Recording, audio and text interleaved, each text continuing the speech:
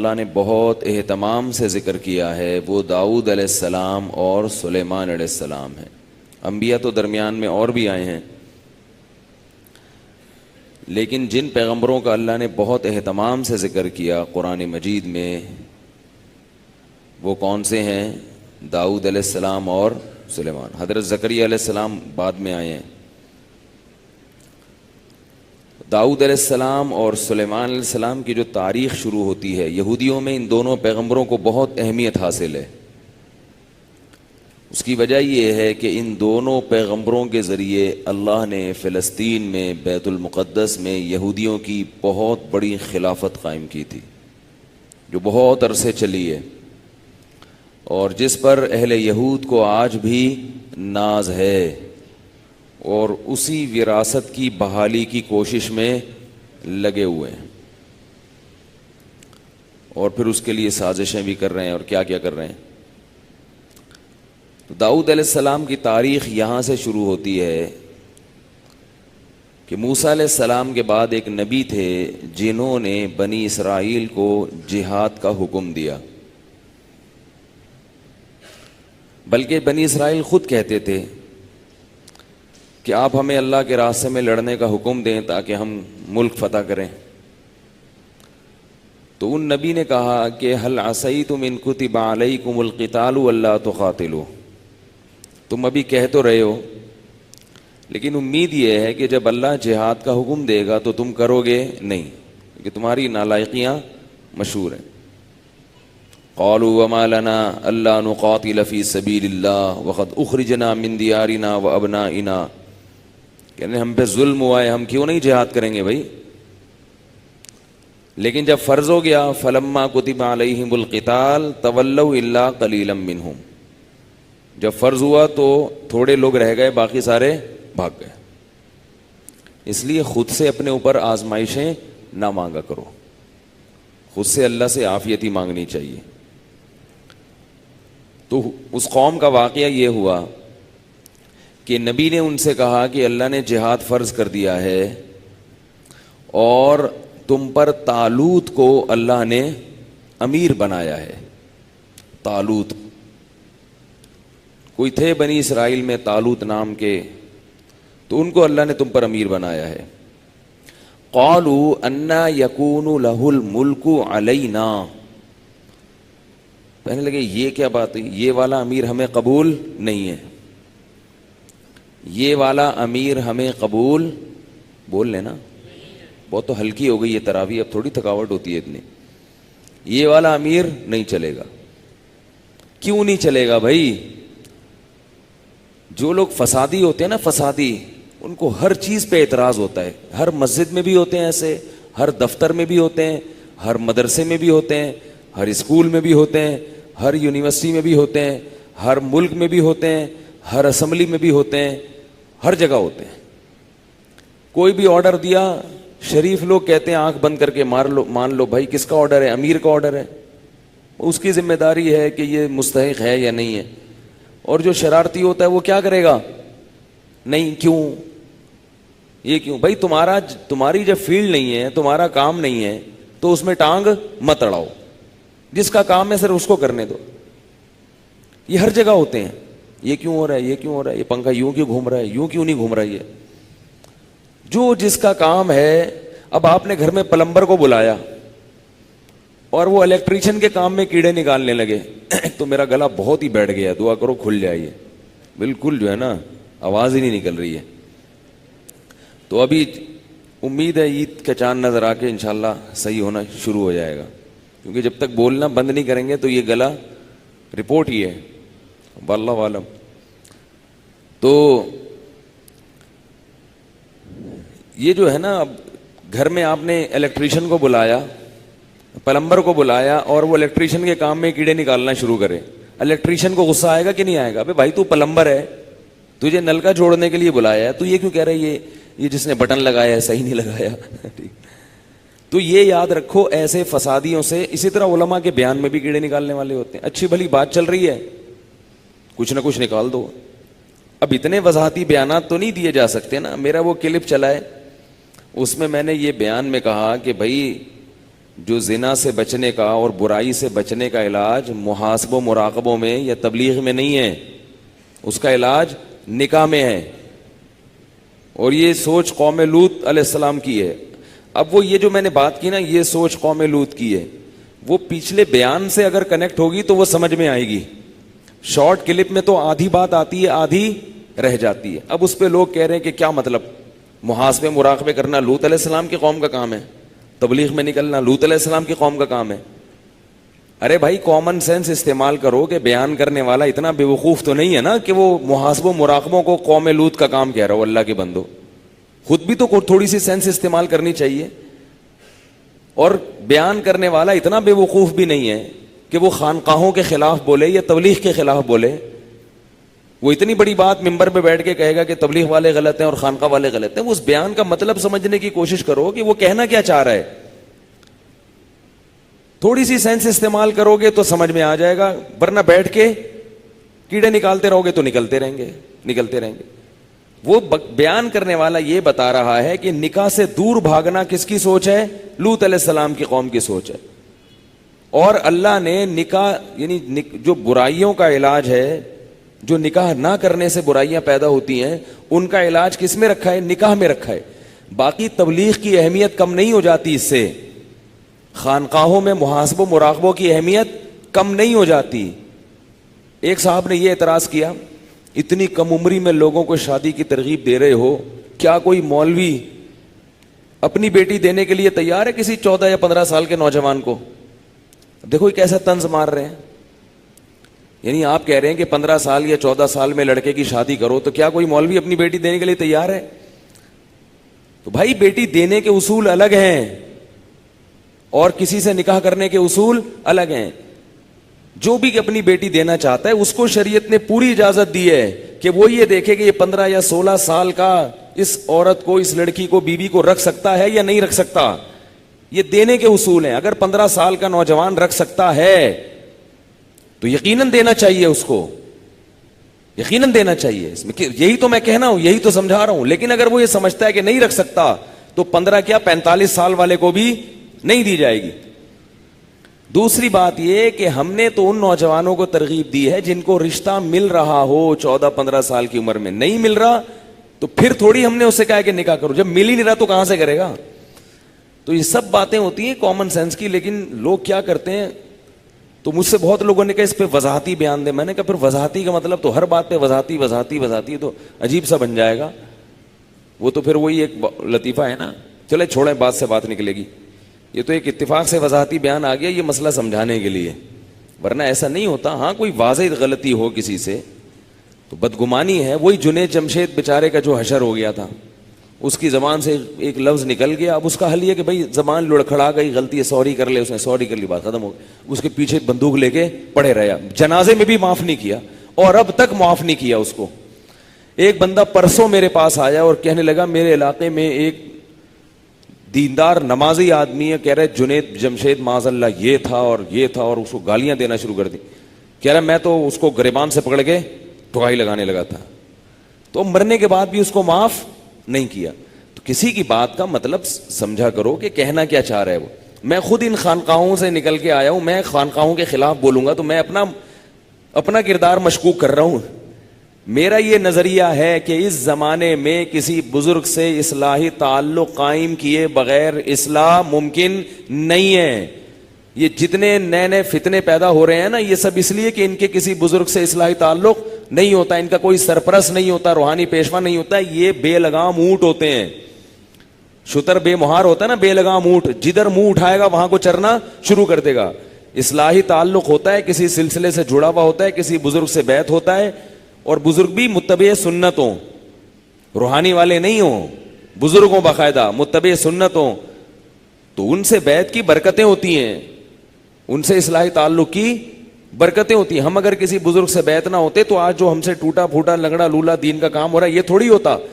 جن لوگوں کا کسی شیخ سے، کسی بزرگ سے اصلاحی تعلق نہیں ہوتا، کسی متبع سنت سے اس کو روحانی پیشوا نہیں بناتے، وہ اگر علم حاصل کرتے ہیں، علم تو حاصل ہو جاتا ہے مگر اس علم سے تعمیری کام کم ہوتا ہے اور فسادی کام زیادہ ہوتا ہے. علم بہت ایک بہت خطرناک چیز ہے اگر اس کو صحیح رخ نہ دیا جائے، کیونکہ عالم کے پاس نا سب کچھ، اس کو سب پتا ہوتا ہے، اس کے ہاتھ میں لوگوں کی جو ہے نا تقدیروں کا اسٹیئرنگ ہوتا ہے، وہ ادھر کو بھی گھما سکتا ہے اور ادھر کو بھی گھما سکتا ہے۔ تو اگر یہ بزرگوں سے تعلق نہیں ہوتا، کوئی سرپرست نہیں ہوتا، کوئی بڑے نہیں ہوتے، کوئی بزرگ نہیں ہوتے جہاں جو ہے نا جن سے رہنمائی لے رہا ہو، تو وہ تو ایسا ہوتا ہے کہ بس فتنہ فساد ایک نئی نئی یوٹیوب پہ کلپ بنا بنا کے لائے گا اور امت کو لڑوائے گا، جیسے کہ ہو رہا ہے۔ ہر نئے دن کوئی نیا کلپ آیا ہوا ہوتا ہے کسی کا، کوئی آج نیا اٹھ کے آ گیا، اس نے نیا فتنے کی بنیاد رکھ دی، وہ کہہ رہے میں نہ کسی کو نہیں مانتا، میں نہ اس کو نہیں مانتا ہوں، نہ میں اس کو مانتا ہوں، نہ میں اس کو مانتا ہوں، نہ میں اس کو مانتا ہوں، میں اپنے آپ کو مانتا ہوں۔ بس حوالے ہر ایک کے پاس ہیں، دلائل ہر ایک کے پاس ہیں۔ امت کیا ہو رہی ہے؟ ٹوٹ ٹوٹ کے ٹکڑے ٹکڑے ہو رہی ہے، دین اسلام مشکوک ہوتا چلا جا رہا ہے۔ تو یہ سب اسی وجہ سے ہے کہ ان لوگوں کا کوئی سرپرست اور رہنما نہیں ہوتا، یہ خود ہی اپنے باپ بنے ہوئے ہوتے ہیں۔ ایک آدمی سے آپ پوچھیں آپ کے والد محترم کا نام، وہ اپنا ہی نام بتا دے۔ آپ نے ستار بھائی سے پوچھا آپ کے والد کا نام کیا ہے؟ ان کا ستار ہی ہے۔ تو یار ستار تو آپ کا ہے نا، تو آپ کے باپ کا نام کیا ہے؟ بولا تو ہے ستار ہے۔ ابے تو ابا کا نام کیا؟ بولا ہم اپنا باپ خود ہی ہے، ہم اپنا باپ، ہم ہی اپنا باپ ہے۔ یار آپ کا کوئی تو باپ ہوگا۔ نہیں میں اپنا باپ خود ہی ہوں۔ تو یہ جو نئے نئے آ رہے ہیں نا فتنے، یہ سب اپنے باپ خود ہی ہیں، ٹھیک ہے نا؟ ان کا کوئی ہے ہی نہیں، ان کا کوئی پیچھے کوئی روحانی سلسلہ ہو جو نبی صلی اللہ علیہ وسلم تک پہنچتا ہو۔ تو ہم کہاں، ہماری اوقات نہیں ہے کہ کسی خانقاہ کے خلاف جو اتباع سنت پہ چلا رہی ہیں لوگوں کو، اس کے خلاف ہم بولیں۔ تو کسی کی بات کو غلط نہ لے کے جایا کرو، اس کی بات کو صحیح رخ دیا کرو۔ سمجھ رہے ہو بات کو کہ نہیں سمجھ رہے؟ تو میں بتا رہا تھا فسادی کیا ہوتے ہیں۔ ہاں کچھ بیچارے نہ چاہتے ہوئے بھی اعتراض کر لیتے ہیں کہ وہ فسادی تو نہیں ہوتے، لیکن ان کی مینٹل اپروچ کم ہوتی ہے، تو وہ اس حساب سے سمجھتے ہیں۔ تو بنی اسرائیل نے کیا کہا؟ نبی نے کہا یہ طالوت ہیں، یہ تمہارے امیر ہیں۔ تمہیں نے خود ہی نے بولا تھا نا جہاد کرنا ہے، جہاد کرنا ہے۔ اب یہ جہاد کے لیے یہ کمانڈر ہیں، امیر ہیں۔ تو ان کو خوش ہونا چاہیے تھا کہ چلو یار، ہمیں اگر سلیکشن کا کہا جاتا تو اختلاف ہوتا، دو دھڑے بن سکتے تھے۔ نبی کا قول حرف آخر ہوتا ہے، تو نبی نے کہہ دیا تو بس یہ تو پتھر پہ لکیر ہے، مان لو اس کو۔ تو کہنے لگے یہ والا نہیں چلے گا، یہ والا نہیں چلے گا۔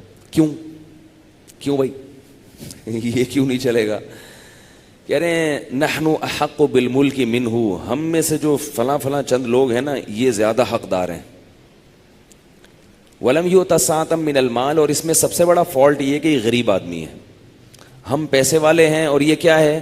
غریب آدمی۔ غریب آدمی کو ہم کمانڈر نہیں بنا سکتے۔ اب نبی کتنی شفقت کر رہے ہیں قوم پر، ہونا تو یہ چاہیے نبی کہیں جب اللہ نے کہہ دیا تو اس کی لاجک سمجھ میں آئے یا نہ آئے مانو۔ لیکن ان نالائقوں کو سمجھانے کے لیے نبی کہہ رہے ہیں قالوا انا یکون لہ الملک قال ان اللہ زادہ علیکم، اللہ نے اس کو تم پر فضیلت دی ہے، ان اللہ اصطفاہ علیکم، اللہ نے اس کو تم میں چنا ہے، وزادہ بسطۃ فی العلم والجسم، دو کوالٹیز اللہ نے اس کو ایسی دی ہیں کہ یہی کمانڈر بننے کا اہل ہے۔ ایک تو جسم مضبوط ہے، اور اللہ نے اس فیلڈ میں اس کو مہارت بھی دی ہے، علم بھی دیا ہے۔ بھائی کمانڈر بننے کے لیے پوری آرمی کو کی کمانڈ کرنا اور لڑائی کرنا دشمن سے، دشمن کی ٹرک کو سمجھنا کہ دشمن کہاں سے حملہ کر سکتا ہے اور کہاں سے اس کا دفاع کیا جا سکتا ہے، طاقتور دشمن سے لڑنے کے لیے فوج کی آرمی کو کون سی ٹرک استعمال کرنی پڑے گی، یہ ساری چیزیں، یہ معلومات ہونی چاہیے، تب وہ آدمی کمانڈر بننے کا اہل ہے۔ اور دوسرا خود بھی صحت اچھی ہو، ایسا نہ ہو کہ وہاں جا کے تھک جائے، سانس پھول جائے اور پتلی گلی سے نکل جائے۔ اسٹیشن پہ لا رہے ہیں کہ ہمارے کمانڈر صاحب کی طبیعت، شوگر لیول کیا ہو گیا ہے؟ ڈاؤن ہو گیا۔ تو جو آرمی کا مورال اسی حساب سے، جن کا شوگر ڈاؤن نہیں بھی ہوئی نا ان کا مورال بہرحال ڈاؤن ہو جائے گا، کیونکہ ہمارے کمانڈر صاحب ہی ایسے۔ اس سے بھی پتہ چلتا ہے کہ فائٹ کے لیے، لڑائی کے لیے صحت اور دشمن کے ٹرک، اس کا علم۔ تو یہ علماء نے یہ بات بیان کی ہے عقائد کی کتابوں میں کہ مسلمانوں کا کمانڈر بننے کا اہل وہ ہے جو جنگی امور میں مہارت رکھتا ہو۔ یہاں تک فقہاء نے بیان کیا ہے کہ 2 آدمی ہیں آپ کے پاس فوج کے کمانڈر یا امیر بنانے کے لیے. ایک نیک پرہیزگار ہے مگر جنگی امور کا تجربہ نہیں رکھتا, ایمان مضبوط, تہجد گزار, بہت نیک, اللہ کی محبت میں صبح و شام رونے والا, وقت پر زکوٰۃ ادا کرتا ہے, صدقات و خیرات دیتا ہے, اللہ اللہ کرتا ہے اور اللہ ہو کی آوازیں اس کے دل سے آتی ہیں. آئی بات سمجھ میں؟ دوسرا ایسا نہیں ہے, دوسرا ایسا نہیں ہے مگر اس کو لڑنا آتا ہے. ٹھیک ہے, اس کو پتا ہے کہ دشمن کے وار کہاں کہاں سے ہوتے ہیں, لڑا کیسے جاتا ہے, دشمن کی مکاریوں اور چالاکیوں سے کیسے نمٹا جاتا ہے. عقیدے کی کتابوں میں لکھا ہے, یہ عقیدے کی کتابوں میں جو بات ہوتی ہے وہ بہت اہم ہوتی ہے کہ یہ دوسرا خلیفہ بننے کا زیادہ حقدار ہے, کیونکہ پہلے کو بنا دو گے یہ دعاؤں میں لگ جائے گا, لڑنا بڑھنا اس کو آتا نہیں, اور یہ پٹوائے گا. یہ کیا کرے گا؟ پٹوائے گا. جب دشمن حملہ کرے گا نا, توپیں تانے گا ان کی طرف, کہے گا سارے مسلح بچھا کے اللہ سے دعا مانگو, بہت بڑی آفت آنے والی ہے. لوگ کہیں گے بھائی چلاؤ, کہہ رہے یہ کلاشن کوف چلتی کیسے ہے, یہ بم کیا ہوتا ہے, اللہ کا واسطہ یہ بموں کی باتیں میرے سامنے مت کرو. یہ میں کیوں اتنی ڈیٹیل میں جا رہا ہوں؟ وہی موضوع جو میں نے کل بیان کیا تھا نا, پاکستان آرمی کو جتنا مرضی برا بلا کہہ دو, لڑنے کی طاقت اور تجربہ کس کے پاس ہے؟ آرمی کے پاس ہے, انہی کے پاس ہے, آپ کے پاس نہیں ہے, کچھ بھی نہیں ہے آپ کے پاس, باتیں ہیں. تو اس لیے یہ جو چیز جس کو اللہ نے جس کا اہل بنایا وہ اسی کو رہنے دو. ہاں آرمی کو سدھارنا چاہتے ہو کہ یہ اچھی ہو جائے, اچھی ہوگی تو خیریں ہوں گی, تو آرمی جوائن کرو. اچھے لوگ آرمی میں جائیں تو آرمی کیا ہو جائے گی؟ گندے لوگ جائیں گے تو گندی ہو جائے گی. اب لوگ کہتے ہیں اس آرمی پر قادیانیوں کا قبضہ ہے, تو بھائی قادیانی آرمی میں جائے گا تو قبضہ کرے گا نا, تو آپ کیوں نہیں بھیجتے اپنے بچوں کو؟ آپ کہ ہم ترقی نہیں کر سکتے, تو یہ کیا بات ہے کہ قادیانی چلا جا سکتا ہے اور مسلمان نہیں جا سکتا؟ یہ بیوقوفوں والی باتیں, پروپیگنڈا ہے یہ, اس کی حقیقت کچھ بھی نہیں ہے. کتنے آرمی میں آفیسرز ہیں جو تبلیغ میں وقت لگاتے ہیں, کتنے آفیسرز ہیں جن کے علماء سے تعلقات ہیں. تو اگر یہ آرمی قادیانیوں کے مکمل کنٹرول میں ہوتی یا اسلام دشمنوں کے کنٹرول میں ہوتی, وہ تبلیغ میں وقت لگانے دیتے ہیں ان کو. تو بات یہ ہے کہ ہم لوگ پیڑے کھانے کے عادی ہو گئے. ہم چاہتے ہیں 2 دن میں انقلاب آ جائے اور بھائی یوں ہو جائے اور چھو منتر ہو جائے اور امام مہدی آ جائیں, اور دجال پہ کتابیں لکھی جا رہی ہیں امام مہدی آنے والے, لوگ کہہ رہے ہیں وہاں آئے پھر دیکھو کیا ہوتا ہے. او بھائی امام مہدی جب آئیں گے وہ آئیں گے, آپ کے ذمے جو کام ہے, جو گراؤنڈ ریئلٹیز کو دیکھ کر آپ وہ کام نمٹائیں. میں اکثر واقع سناتا ہوں نا, لاہور میں کسی نے مجھے فون کیا کہ لاہور کے جج نے اتنا الٹا غلط فیصلہ کیا اور یہ ایسے ہیں جج ویسے ہیں. میں نے کہا بھائی آپ اپنے بچوں کو وکیل بناؤ, جج بناؤ, کیا خیال؟ آپ اپنے بچوں کو کیا بناؤ؟ آپ بنائی, آپ خانقاہ میں بیٹھے ہو, آپ تبلیغ میں وقت لگا رہے ہو, لگاؤ, پھر وہی میرے خلاف بیان آ جائے گا. تبلیغ کسی کے مخالف نہیں ہوں, تبلیغ میں وقت لگ رہا ہے تو اتنی سینس بھی پیدا ہو رہی ہے, لیکن یہ کافی نہیں ہے. جب وقت لگایا آپ کی سوچ تبدیل ہو گئی, اب آپ بولو میرا بچہ کیا بنے گا؟ جج بنے گا. اور اس کو پہلے 4 مہینے لگاؤ تبلیغ میں, بچے کو بولو بیٹا تم نے جج بننا ہے, تمہیں 4 مہینے اس لیے لگوا رہا ہوں تاکہ تم انسان کے بچے پہلے بنو اور جج کے بچے بعد میں بنو. پھر وہ جج بنے گا تو بہترین فیصلے کرے گا, وہ کوئی پابندی تھوڑی ہے وہاں پہ. تو بھائی اچھے لوگ جائیں گے, تو اچھے لوگ جاتے ہی نہیں ہیں. نہ پولیس میں جاتا ہے اچھا آدمی, نہ فوج میں جاتا ہے. یہ تو شکر ہے کچھ اچھے گئے ہوئے ہیں تو معاملہ اچھا. دیکھو راحیل شریف اچھا آدمی گیا تھا نا, کیسا کراچی کی حالات بدل دی اس نے, ورنہ نہ ہمارے موبائل محفوظ تھے. دوبارہ راحیل شریف کے جانے کے بعد دوبارہ وہی حالات پیدا ہو گئے. تو اچھا آدمی اگر اوپر جائے گا تو فیصلے کیا ہوں گے؟ اچھے ہوں گے. تو آپ بھیجو, خود پڑھو, جو ٹین ایجز لڑکے بیٹھے ہوئے ہیں, ہدف بنائیں اپنا, کوئی ہدف یہ بنا. یہ چھوڑ دو ڈاکٹر واکٹر کا اتنا فائدہ نہیں ہے, ڈاکٹروں کی بھرمار ہے پاک, ہر آدمی ڈاکٹر بن رہا ہے, MBA کر رہے ہیں. MBA سے مجھے تو عجیب نفرت ہو گئی ہے. MBA والا کچھ تقدیریں تھوڑی بدل سکتا ہے. MBA کرنے والا ایک ملازمت کرے گا, لگی بندی تنخواہ لے گا, اس کی قوم کے نبض پہ ہاتھ, کمپنی کا مینیجر بن کے غلام بنو گے, اللہ کے بندو, تنخواہ لوگے اور گاڑی لے کے زندگی گزار دو گے. ان شعبوں میں جاؤ جن شعبوں میں جانے کے بعد قوم کی تقدیریں آپ کے ہاتھ میں ہوں گی. بیوروکریسی میں جاؤ, بیوروکریسی میں ایسی فیلڈ میں جاؤ کہ آپ کہ ہاتھ میں کیا ہوگی؟ قوم کی تقدیریں. آپ کھیلو گے قوموں کی قسمت سے. آپ MBA کر کے کمپنی میں کماؤ پوت بن جاتے ہو, لگی بندی تنخواہ مل رہی ہے, اور جتنی محنت کرو گے فائدہ آپ کو نہیں ہوگا, فائدہ کس کو ہوگا؟ کمپنی کو ہوگا. آپ کو ایک لگی بندی تنخواہ دے کے ریٹائر کر دیں گے تھوڑے دنوں میں. اس لیے ملازمت سے بڑی نفرت ہے ہم کو. یہ ملازمت مسلمانوں میں بہت بعد میں آئی ہے. مسلمان تاجر ہوا کرتے تھے. تاجر جو ہے نا, اس کی بھی ہاتھ میں لوگوں کی تقدیریں ہوتی ہیں, پتہ ہے آپ کو. تاجروں سے آرمی والے مشورے لیتے ہیں. تاجروں کو پوری دنیا کا علم ہوتا ہے. ریٹ بڑھا دیا, ریٹ گھٹا. یہودی تجارت پہ آیا ہے, تجارت میں اسی لیے آیا ہے کہ اس کو پتا ہے کہ تجارت اپنے ہاتھ میں ہوگی تو پوری دنیا کی تقدیریں ہمارے ہاتھ میں ہوں گی. تجارت میں آگے بڑھیں, بیوروکریسی میں آگے بڑھیں, جج بنیں, آرمی میں جائیں, پولیس میں جائیں. آپ کیا کرتے ہیں؟ بہت زیادہ پڑھ لکھ کے کیا بن جاتے ہیں؟ کماؤ پوت بن جاتے ہیں. کسی بڑے سیٹھ کے ملازم بن جاتے ہیں. وہ آپ کو 1 لاکھ 2 لاکھ تنخواہ دے گا. کھاؤ گے, پیو گے, بچے پیدا کرو گے اور مر جاؤ گے. نہیں آئی میرا خیال. ہمارے ایک رشتے دار تھے, ان کے پاس 2 آپشن تھے, مرچنٹ نیوی اور آرمی. ان کا یہ کہنا تھا میں آرمی میں جاؤں گا, جبکہ پیسہ کس میں تھا؟ مرچنٹ نیوی میں ٹھیک ٹھاک پیسہ ہے. بڑی اچھی سوچ تھی, لیکن اس پر عمل نہیں ہوا. اگر وہ آرمی میں آج ہوتے, بہت کچھ تبدیلیاں کر چکے ہوتے. وہ کس میں چلے گئے؟ Merchant navy. مرچنٹ نیوی میں ٹھیک ٹھاک پیسہ ہے, مگر آپ کی کوئی سنتا نہیں ہے. یعنی آپ کسی کو کیا, مرچنٹ نیوی کے کیپٹن کی کیا کوئی یہ تھوڑی کہ وہ کوئی قانون بنا کے ملک میں نافذ کر دے. تو ان چیزوں کی طرف جاؤ گے تو کیا ہوگا؟ انقلاب آئے گا, اور وہ جائز انقلاب ہوگا, قانون کے دائرے کے تحت انقلاب ہوگا. اس انقلاب کو دنیا مانے گی. سمجھ میں نہیں آ رہی میرا خیال ہے, رہنے دیں, وہی ٹھیک ہے. تو انہوں نے کیا کہا, پھر تبلیغ میں بھی وقت لگاؤ, کیونکہ وہ بھی ضروری ہے بھائی, ورنہ انقلاب کے چکر میں جب اس ماحول میں جاؤ گے تو تھوڑے دنوں میں ویسا ہی ہو جاؤ گے. سوچ کے کیا گئے تھے, جب ججوں میں وکیلوں میں بیٹھو گے نا, اور بزرگوں کے پاس نہیں جاؤ گے, تبلیغ میں وقت نہیں لگاؤ گے, تو وکیلوں کے جب دیکھو گے 2 نمبر ہی کر رہے ہیں, تو آئے تھے وکیلوں کو سیدھا کرنے, تھوڑے دنوں میں خود 2 نمبر بن جاؤ گے. اور پھر جو آدمی باقاعدہ اخلاص کے ساتھ 2 نمبر بنتا ہے, وہ ریکارڈ سارے توڑ دیتا ہے, وہ سارے ریکارڈ توڑ دیتا ہے. تو انہوں نے کیا کہا کہ بھائی یہ والا ہمیں قبول نہیں ہے, یہ پیسہ ہی نہیں, پیسے ہی نہیں ہے. تو انہوں نے کہا کہ ان کے پاس علم ہے, یعنی یہ جو لڑائی کا علم اللہ نے اس کو دیا ہے, اور صحت اچھی ہے, تو یہی ہے.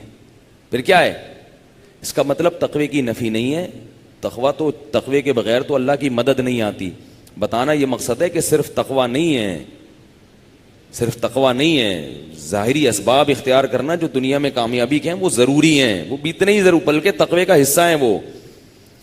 تو بہرحال نبی نے کہا کہ یہی ہیں, تو پھر مان لیا انہوں نے, اور بتایا کہ ان کی یہ نشانیاں ہیں. تابوت آئے گا جس میں حضرت موسیٰ علیہ السلام اور ہارون علیہ السلام کی چھوڑی ہوئی چیزیں ہوں گی. واقعہ لمبا ہے, میں بہت سمیٹ رہا ہوں. پھر کیا ہوا, طالوت علیہ السلام کے لشکر میں کی قیادت میں یہ بنی اسرائیل کا لشکر گیا ہے. چاہ نہیں رہے تھے لڑنا, لیکن چلے گئے. اب مقابلہ تھا جالوت سے. جو دشمن کا کمانڈر تھا وہ کون تھا؟ جالوت. اور دشمن کی تعداد بہت زیادہ تھی, بہت زیادہ تعداد تھی. تو اب اللہ نے ان کو کا امتحان لیا. یہ لیا کہ نبی نے ان سے کہا کہ راستے میں نہر آئے گی, دریا آئے گا, پیاس لگ رہی ہوگی, مگر اس سے پانی نہیں پینا, اس سے پانی نہیں پینا. جو پانی پیے گا اس کا میرے سے کوئی تعلق نہیں ہے, جو نہیں پیے گا, صبر کرے گا, وہ مجھ میں سے ہے. وہ نہر آئی ہے, اکثر نے پانی پی لیا, تھوڑے سے لوگ رہ گئے جنہوں نے نہیں پیا. اس گناہ کی نحوست یہ پڑی ہے کہ ایک تو لشکر کی تعداد ویسے ہی زیادہ تھی, لشکر یعنی دشمن کے لشکر کی تعداد, ان کی اپنی تعداد کم تھی. تو گناہ کی وجہ سے ان میں اور کم ہمتی پیدا ہو گئی. گناہ جو ہے نا وہ تو انسان کو کم ہمت بنا دیتا ہے. کم ہمتی پیدا ہو گئی, کم ہمتی پیدا ہوئی, اور شیطان نے ان پر حملہ کر دیا, اور یہ کہنے لگے لا طاقت لنا اليوم بجالوت وجنودی, اتنے بڑے لشکر اور جالوت جیسے طاقتور کمانڈر سے ہمارے لیے لڑنا ممکن نہیں ہے, اور بھاگ گئے میدان جنگ سے. وہ جو تھوڑے سے رہ گئے تھے بنی اسرائیل میں, انہوں نے کہا کم من فئۃ قلیلۃ غلبت فئۃ کثیرۃ باذن اللہ. دیکھو پیغمبر نے جب لڑنے کا حکم دیا ہے تو یہ جہاد فرض عین ہے نا. اگر اس میں شکست کا عنصر ہوتا تو اللہ یہاں لڑنے کا حکم نہ دیتے. تو کتنی دفعہ اللہ نے کمزوروں کو طاقتور پہ غالب کیا ہے. لہذا اللہ غالب کرے گا, ہمت کرو. انہوں نے کہا نہیں ہم نہیں لڑ رہے. جب لڑائی ہوئی ہے وہ تھوڑے سے لوگ میدان میں آ کے کھڑے ہو گئے, وہ اور تھوڑے سے رہ گئے تھے, اور ان کا کتنا حوصلہ کہ اپنی قوم کو بھاگتے ہوئے دیکھ بھی رہے ہیں, ایسے میں تو اور حوصلہ ڈاؤن ہوتا ہے. مگر وہ بہت ہی بنی اسرائیل کے منجے ہوئے لوگ تھے جنہوں نے پانی بھی نہیں پیا اور اپنی قوم کو بھاگتے ہوئے دیکھا, پھر بھی میدان میں ڈٹ گئے اور قوم کی طاقت سے بھی متاثر نہیں ہوئے. اور جب لڑائی کا میدان گرم ہوا ہے تو اتنی زور کی لڑائی ہوئی ہے, دشمن نے اتنا سخت حملہ کیا ہے کہ اللہ فرماتے ہیں یہ تھوڑے سے ایمان والے لوگ اللہ سے دعا مانگنے لگے, ربنا افرغ علینا صبرا, اے اللہ ہمیں صبر کی توفیق نہیں چاہیے, صبر کی بالٹیاں ہمارے اوپر انڈیل دے. یہاں ہمارے لیے مقابلہ ممکن. ایسے موقع پہ اللہ دعائیں قبول کرتا ہے. اسباب پورے اختیار کر لو. ہم کیا کرتے ہیں, بیٹھے بیٹھے پیڑے کھانے کے عادی ہیں ہم. وہ ایک مولوی صاحب شہادت کی بہت دعا مانگتے تھے, اللہ مجھے شہادت چاہیے. کسی نے کہا مولوی صاحب جہاد پہ تو آپ جاتے نہیں ہیں, حلوے میں تو کوئی بم رکھ کے دے گا نہیں آپ کو, ہے بھائی, حلوے کھاتے رہتے ہیں تو شہادت کہاں سے ملے گی. تو وہ اتنی سخت لڑائی تھی کہ اب اللہ سے کیا کر رہے ہیں, کیسے عجیب افراغ کہتے ہیں عربی میں انڈیلنا. ایک ہوتا ہے نا کسی پہ چھڑکنا, ایک ہوتا ہے کسی کو کوئی چیز دینا. انڈیلنا کہتے ہیں پوری بالٹی اٹھا کے کسی کے سر پہ ایسے ڈال. اے اللہ تھوڑے سے صبر سے کام نہیں چلے گا, افرغ علینا صبرا, تو صبر کی بالٹیاں بھر بھر کے ہمارے سروں پہ انڈیل دے. بہت سخت تیری, ورنہ اتنی سخت لڑائی میں پاؤں قدم نہیں جم سکتے. وثبت اقدامنا, اور ہمارے قدموں کو زمین پہ جما دے, گاڑ دے, ایسا نہ ہو پیچھے ہٹ جائیں. وانصرنا علی القوم الکافرین, اور ان کافروں کے مقابلے میں ہماری مدد کر. تو اللہ فرماتے ہیں کہ کہاں نقشہ ناکامی کا تھا, اللہ نے دعا قبول کی. فہزموہم باذن اللہ, اللہ کے حکم سے اس چھوٹی سی جماعت نے اس بہت بڑی جماعت کو شکست دے دی.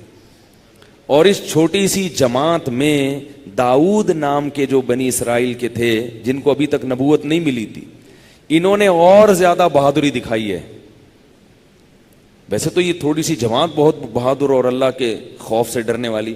ان میں جو داؤد تھے انہوں نے کس کو قتل کیا, جالوت کو. انہوں نے کہا کہ ورنہ کمانڈر کو نشانہ بنانا آسان نہیں ہے. اسپیشل انہوں نے جا کے وقتل داؤد جالوت, داؤد نے جا کے کس کو قتل کیا ہے. یہ تھا ہمارا ماضی, یہ تھے مسلمان. آج کوئی نیک آدمی ہو جتنا عجیب سا ہوگا, اب بتاؤ داؤد علیہ السلام میں کوئی صلاحیتیں ہوں گی نا کہ میدان جنگ میں لڑے ہیں اور ایسی فائٹ کی ہے, کچھ بازوؤں میں طاقت ہوگی, کچھ تلوار میں طاقت ہوگی, تلوار چلانا جانتے ہوں گے اتنے زاویوں سے, اور جنگ کے حربے جانتے ہوں گے, تبھی تو جا کے ڈائریکٹ کس پہ وار کیا ہے, جالوت پہ, کہ کمانڈر کو ماروں گا میں. یہ مہارت کے بغیر, بازوؤں میں طاقت کے بغیر, اچھی صحت کے بغیر ممکن ہے. تو صحت کا خیال رکھتے ہوں گے نا بھائی, ایکسرسائز کرتے ہوں گے یا کچھ جسمانی وہ, تبھی تو اتنی. ورنہ کوئی ایسا آدمی جس کو نہ کھانے کا پتا نہ سونے کا پتا, اس کی شوگر کبھی چڑھ رہی ہے, کبھی شوگر گر رہی ہے, کبھی گردوں کے مسائل, کبھی بلڈ پریشر ہائی, کبھی بلڈ پریشر ڈاؤن, وہ یہ کام کر سکتا ہے. داؤد علیہ السلام نے کیا کیا, جا کے جالوت پہ وار کیا اور فائٹ کر کے اس کو جان سے مار دیا اس کو. یہ نہیں کہ جا کے اس کو گلے لگایا کہ میں کیسے انسان کو ماروں. او بھائی, جب میدان جنگ ہوتا ہے تو اللہ کو بہادری پسند ہوتی ہے. ویسے اللہ کو احسان پسند ہے, تھینک یو, مزے کی باتیں کرو. میدان جنگ کے اصول الگ ہوتے. تو جب جا کے مارا ہے تو اللہ فرماتے ہیں اللہ کو داؤد علیہ السلام کا یہ اسٹائل پسند آیا. ٹھیک ہے نا, انداز پسند آیا. انداز کو ہماری زبان میں اسٹائل کہتے ہیں. اللہ کو ان کا یہ انداز پسند آیا کہ میری خاطر ایسی قربانی اور ایسی بہادری. آتاہ اللہ الحکمہ, اللہ نے ان کو حکمت بھی دی, نبوت بھی دی, اور اللہ نے ان کو بادشاہت بھی دے دی. آئندہ کے لیے کون سلیکٹ ہو گیا امارت کے لیے, داؤد علیہ السلام. کمانڈر بن گئے, اور کمانڈر بننے کے بعد بادشاہ بن گئے. سب بنی اسرائیل ان کے وہ جو نبی تھے نا جن کی قیادت میں لڑے تھے, وہ کس کو خلافت دے کے چلے گئے؟ داؤد علیہ السلام. اور جب اتنے جو کمانڈر جب بہادر ہوتا ہے نا تو نیچے والوں میں بھی حوصلہ پیدا ہوتا ہے. آج کل جتنے یہاں پر اللہ معاف فرمائے نیک لوگ ہیں جو ماشاءاللہ بہت سارے جہاد وہاد کر رہے ہیں, تو مشاہدہ یہ ہوتا ہے کہ ان میں سے اکثر کے کمانڈر کبھی دیکھا نہیں کہ وہ سمجھ میں نہیں رہا, وہ کبھی دیکھا نہیں کہ وہ بھی کبھی یعنی جہاد, میں نے سنا ہے کہ کبھی جہاد پہ گئے ہوں یا کر رہے ہوں, تو وہ رپورٹ یہی ہے, باقی اللہ بہتر جان. جتنی بھی تنظیمیں ہیں دیکھ لیں آپ ان کے بڑوں کو, تقریریں ہیں, تقریر اچھی ہوتی ہے. خیر کہیں بات کہیں اور نہ نکل جائے. تو داؤد علیہ السلام جو تھے انہوں نے کیا کیا, ہاں پبلک جاتی ہے, پبلک جا رہی ہے, کشمیر کے نام پہ جتنا جہاد ہو رہا ہے پبلک جا رہی ہے, پبلک بہت جا رہی ہے, شہید بھی ہو رہی ہے, سب کچھ ہو رہا ہے. لیکن جو چلانے والے ہیں نا وہ کیا کرتے ہیں, وہ شہادت کے فضائل سن کے روتے ہیں اور پبلک کو رلاتے ہیں. لیکن شہادت کے لیے کبھی ان کو یہ نہیں ہوا کہ یار اتنے بچے ہم نے کشمیر میں شہید کروائے تو چلو ہم بھی تھوڑا سا گولی کھا کے آ جائیں وہاں. رپورٹ ہے, یہ ہو سکتا ہے غلط رپورٹ ہو سکتا ہے غلط خبریں ہوں, ہمیں کیا پتا بھائی, لیکن رپورٹیں اس قسم کی آ رہی ہیں. تو اس لیے خیر کہاں سے کہاں بات چلے گی. تو وہ جو تھے, وہ جو داؤد علیہ السلام تھے نا, کہ پھر ان کی بادشاہت قائم ہوئی ہے, پھر انہوں نے اس ملک پہ قبضہ کیا, بیت المقدس پہ قبضہ کیا, وہاں جو ہے نا اللہ کے دین کا جھنڈا گاڑا. اس کے بعد داؤد علیہ السلام نے جو لڑائی لڑی ہے دنیا میں, گھوڑے دوڑائے ہیں, جو فائٹ کی ہے, بہت بڑے علاقے پر داؤد علیہ السلام کی حکومت قائم ہو گئی. اور داؤد علیہ السلام بے انتہا عبادت گزار تھے, رات ان کی تہجد میں گزرتی اور دن ان کا روزے میں گزرتا. روزہ رکھنے سے کبھی بھی انسان کمزور نہیں ہوتا, اتنے طاقتور تھے, روزے رکھتے تھے. اس سے پتہ چلتا ہے روزے سے کمزوری نہیں, روزے سے صحت اچھی ہوتی ہے. یہ دماغ سے وسوسہ نکال دو. لیکن داؤد علیہ السلام کا روزہ ہوتا کیسا تھا؟ وہ بڑا ٹیکنیکل قسم کا روزہ تھا جو سب سے مشکل ہے. نبی صلی اللہ علیہ وسلم نے فرمایا سب سے افضل روزہ وہ روزہ ہے جو داؤد علیہ السلام رکھتے تھے. پوری زندگی ایسے ایک دن روزہ ایک دن ناغا, ایک دن روزہ ایک دن ناغا, ایک دن روزہ ایک دن ناغا. اس کو سب سے افضل روزہ کیوں قرار دیا؟ اس لیے کہ روزے کا مقصد جسم کو کمزور کرنا نہیں ہے, روحانی طاقت بڑھانا ہے. اگر آپ روزانہ روزہ رکھیں گے ساری زندگی, پھر یقیناً جسم کمزور ہوگا, کیونکہ روز اگر رکھتے ہی چلے جائیں گے نا ناغا ہی نہیں ہوگا, جسم کمزور ہوگا, روحانی قوت نہیں بڑھے گی, کیونکہ آپ روزے کے عادی ہو جائیں گے تھوڑے دنوں میں. جس چیز کا انسان عادی ہو جاتا ہے پھر اس میں مجاہدہ ختم. اب ایک دن روزہ ہو اگلے دن ناغا ہو, جسمانی تو قوت بھی بحال رہے گی اور روزے کی عادت پڑے گی نہیں. ہر دن روزہ رکھنا سخت مشکل لگے گا, بہت نفس پہ, کیونکہ ایک روٹین میں جب ہم آتے ہیں نا عادت پڑ جاتی ہے اس کی. جیسے رمضان میں عادت پڑ گئی, میں روزانہ اٹھ رہے ہیں, آٹومیٹک طریقے سے اٹھ رہے ہیں, کھا رہے ہیں, پراٹھا کھا رہے ہیں, پیٹ میں جا رہا ہے, نماز پڑھنے آئے, ایسے جیسے روبوٹ نہیں ہوتا, واپس چلے گئے, ادھر پلر پہ بیٹھے, تھوڑی گپ شپ لگائی, ادھر جائے, سو گئے, پھر اٹھے, لیٹرین میں گئے, نہائے دھوئے, ظہر کے لیے آ گئے. وہ روٹین میں آ جاتا ہے نا انسان. عشاء کے بعد بیٹھے, تراویح کے بعد بیان کیا اور چل دیے. تو جو چیز روٹین میں آتی ہے اس کے انسان کیا ہو جاتا ہے, عادی. روٹین سے ہٹ کے جو کام ہوتا ہے, ایک دن روزہ ایک دن ناغا, تو وہ بڑا مشکل ہے. داؤد علیہ السلام نے ساری زندگی اس مشکل میں گزاری ہے. ایک دن روزہ رکھیں گے, ایک دن ناغا. اس سے صحت اچھی رہتی ہے, کیونکہ روزانہ کھانا ضروری نہیں ہے, اس سے کولیسٹرول بڑھتا ہے اور کوئی فائدہ نہیں ہوتا. تھوڑا کھانا اچھا ہے انسان کے لیے. اور رات کو کیا تھے, تہجد گزار, اتنی عبادت کرتے تھے. تو اللہ نے, اور داؤد علیہ السلام کو جو اللہ نے معجزے دیے تھے, کیونکہ جب انہوں نے اللہ کے لیے قربانی دی تو اللہ نے بھی ان کو نوازا. ان میں داؤد علیہ السلام کے معجزوں میں 3 معجزے اللہ نے خاص ذکر کیے ہیں. نمبر 1, لوہا ان کے ہاتھ میں نرم کر دیا اللہ نے. جنگوں میں ضرورت تھی, اتنی فیکٹریاں کے لوہے بنا بنا کے زرہیں بنائے, اللہ نے کہا تیرے ہاتھ میں لوہا آتے ہی نرم ہو جائے گا, جہاں چاہو ڈھال دو. تو داؤد علیہ السلام نے زرہیں بنانا شروع کی ہیں. یہ تھے دیندار پہلے زمانے کے. آج دیندار آدمی کو ٹیکنالوجی سے کوئی واسطہ نہ, جسمانی قوت سے نہ ٹیکنالوجی سے. یہ بھی ایک قسم کی ٹیکنالوجی تھی نا جو اللہ نے معجزے کے طور پہ دے دی. نہ وہ لڑنا جانتا ہے نہ بھاگنا جانتا ہے. کسی نمازی بھائی کو بولیں یار ذرا یہاں سے وہاں تک بھاگنا, نہیں بھاگے گا. بولے یہ کیوں بھاگوں میں, کیسے بھاگوں میں تو نماز پڑھتا ہوں, میں کیسے بھاگوں بھائی ہیں, میں تو نماز پڑھتا ہوں, میں کیسے بھاگوں, میں اچھا لگوں گا نمازی داڑھی کے ساتھ بھاگتا ہوا. ہمارے حضرت مفتی رشید احمد صاحب رحمہ اللہ وہ لاٹھی چلاتے تھے نا, بنوڑ بہت تیز چلاتے تھے, اس کے لیے بڑی کلاوازیاں کھانی پڑتی تھیں. تو ایک دن وہ لاٹھیاں چلا رہے تھے اور ان کے ساتھ اور بھی علماء تھے. تو کسی نے حضرت مفتی محمد شفیع صاحب رحمہ اللہ سے شکایت کی کہ اتنی بڑی بڑی داڑیاں ہو کے اچھل رہے ہیں یہ لوگ, ان کو شرم نہیں آتی؟ اتنی بڑی بڑی داڑیاں رکھ کے یہ مولوی اچھل رہے ہیں, ان کو شرم نہیں آتی؟ کیسے اچھل رہے ہیں یہ؟ تو حضرت مفتی شفیع صاحب نے فرمایا داڑھی کا وزن تو ایک چٹانک بھی نہیں ہوتا بھائی, اسے رکھ کے اچھلنا کوئی مشکل نہیں. یا تو داڑھی کے 6-7 کلو کی ہوتی پھر اچھل رہے ہوتے تو کہتے یار کیسے اچھل رہے ہیں, ایک چٹانک کا وزن بھی نہیں ہوتا, وہ رکھ کے بھی اچھل سکتا ہے یار. صحابہ کرام گھوڑے سے تیز دوڑ لیا کرتے تھے, ان کی بھی داڑیاں ہوتی.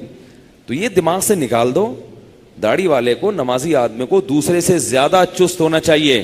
بیٹھا ہے تو ایسے ٹیک لگا کے بیٹھا ہوا ہے, توند آگے کو جا رہی ہے, ہل نہیں رہا, مطالعہ کر رہا ہے تو وہ اسٹائل ہے, چل رہا ہے تو ایسے رڑتا جا رہا ہے جیسے پتہ نہیں کوئی پھانسی گھاٹ کی طرف لے کے جا رہے ہیں اس کو, یا کیا ہو رہا ہے. تو یہ نمازی بھائی ہمارے جتنے یہ دیندار لوگ ہیں ان کو بہت زیادہ, یہ ہمارے اسلاف کی, پیغمبروں کی, صحابہ کی سنت ہے. سارے پھرتیلے ہوتے تھے, سارے چست ہوتے تھے. کسی کو اللہ نے بیماری کے طور پر موٹاپا دے دیا وہ تو الگ بات ہے. میں تبھی کہہ رہا ہوں کسی بھاری جسم والے پر طنز مت کرو, قدرت کی طرف سے بھی ہوتی ہیں چیزیں. امام محمد امام ابو حنیفہ کے شاگرد تھے, بے انتہا ذہین اور چست تھے مگر بہت زیادہ موٹے تھے. لیکن کتنے ذہین تھے. امام شافعی کہتے ہیں میں نے موٹے لوگوں میں محمد ابن حسن جیسا ذہین نہیں دیکھا. تو بھاری جسم تھا. تو بھاری جسم کا مذاق اڑانا مقصد نہیں ہے.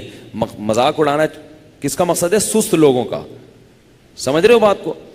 تو خیر اب کیا ہوا ہے, تو داؤد علیہ السلام کو اللہ نے 3 معجزے بڑے زبردست دیے. ایک, لوہا ان کے ہاتھ میں نرم, اس سے زرہیں بناتے تھے, فوجیوں میں تقسیم کرتے تھے. دوسرا, ان کو جو اللہ نے معجزہ دیا خوبصورت آواز.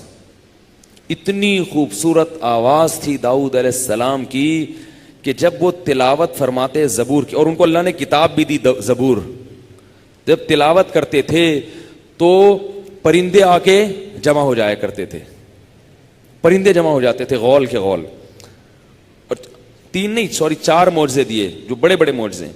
اور تیسرا معجزہ اللہ نے ان کو دیا کہ جب وہ اللہ کا ذکر کرتے تھے تو یا جبال اوبی ماہ والطیر, پرندے اور پہاڑ بھی ان کے ساتھ لا الہ الا اللہ پڑھنا شروع کر دیتے. ایسی کیفیت میں ان کا ذکر ہوتا تھا, اللہ کو یاد کرتے تھے کہ پہاڑوں سے بھی لا الہ الا اللہ کی آوازیں آنا شروع ہو جاتی تھی. پہاڑوں سے بھی آوازیں آتی تھی لا الہ الا اللہ کی. تو بعض صوفیہ کے ایسے واقعات منقول ہیں کہ جب وہ ذکر کرتے تھے تو ان کے ساتھ پتھروں سے لا الہ الا اللہ کی آوازیں آتی تھیں. اس طرح کے واقعات بزرگان دین میں بھی منقول ہیں. بہرحال داؤد علیہ السلام کا معجزہ تھا. اور چوتھا معجزہ ان کو یہ ملا وفصل الخطاب, زبردست انداز بیان. جب خطاب کرتے تھے قوم میں, تقریر کرتے تھے, لوگوں پر وجد طاری ہو جاتا تھا. اس سے پتہ چلتا ہے بولنا آنا یہ بھی اللہ کی بہت بڑی نعمت ہے. جن لوگوں کو بولنا نہیں آتا وہ بولنا چاہ کیا رہے ہوتے ہیں اور منہ سے نکل کچھ اور رہا ہوتا ہے, ٹھیک ہے. وہ اپنا اظہار معافی ضمیر کر نہیں پاتے, بات سمجھا نہیں پاتے, جس سے لڑائیاں ہوتی ہیں. کہنا کیا چاہ رہے ہیں, کہہ کیا رہے ہیں, ایکچولی کر کے پھر اس کو سیدھا کرتے رہتے ہیں. تو داؤد علیہ السلام کو بولنے کی جو طاقت تھی وہ فصل الخطاب, دودھ کا دودھ پانی کا پانی کر کے رکھ دیتے. جب تقریر کرتے تھے نا, خطاب کرتے تھے اپنی قوم سے, اتنی زبردست. اچھا یہ عجیب بات ہے, بولنے کا ملکہ اللہ نے صرف علماء کو دیا ہے. میں نے اپنی زندگی میں کوئی ایسا شخص نہیں دیکھا جو عالم نہ ہو اور اس کو بولنا آتا ہو. حتیٰ کہ قائد اعظم محمد علی جناح کتنے بڑے بانی پاکستان تھے اور کتنے مسلمانوں کے خیر خواہ تھے, لیکن تقریریں وہ کس سے کرواتے تھے؟ علماء سے.